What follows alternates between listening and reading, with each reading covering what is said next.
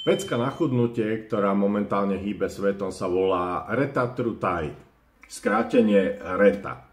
Po internete lietajú informácie, že účinné dávky idú až na 12 mg týždeň. To je ale úplná hlúposť a hlavne veľmi nebezpečná. Realita je takáto. Na to, aby to začalo fungovať, úplne stačí 1 mg týždenne a ten sa rozdeľuje do 3 dávok počas týždňa. Takto sa minimalizujú vedľajšie účinky a telo si na to zvyká postupne. Aké vedľajšie účinky hrozia?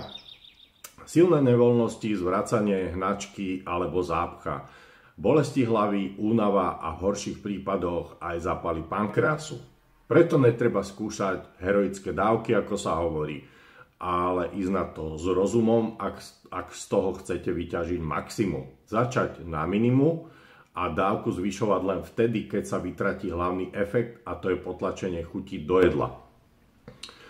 Ako náhle začneš cítiť, že máš opäť, ako sa hovorí, takú tú žravú chuť na jedlo, môžeš dávku mierne zvýšiť napríklad na 1,5 až 2 mg týždenne, ale vždy sa to robí po malých krokoch.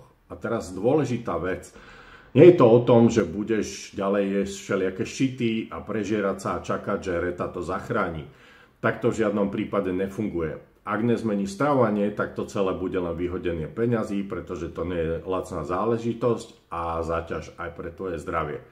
Preto základ je úplne jasný. Upravená strava, veľmi dôležité dostatok bielkovín, doplňanie kreatínu, doplňanie minerálov a podporenie BHB ketónmi.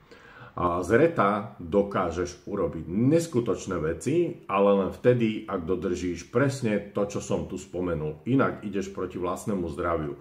A hlavne nenechávaj to na náhodu, treba si nechať poradiť, nastaviť všetky tieto veci tak, ako majú byť.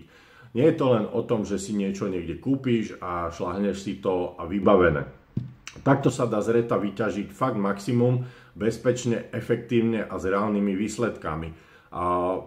Bola moda Ozempic, teraz je to RETA. RETA je na tom oveľa lepšie, čo sa týka týchto vecí, ale naozaj netreba to robiť len tak mirnix, dirnix a jednoducho radšej si to 3-krát premyslieť, ako sa človek do toho pustí. Fakt poviem, je to zázrak, ale to, čo som spomenul, že treba dodržať, tak naozaj treba dodržať.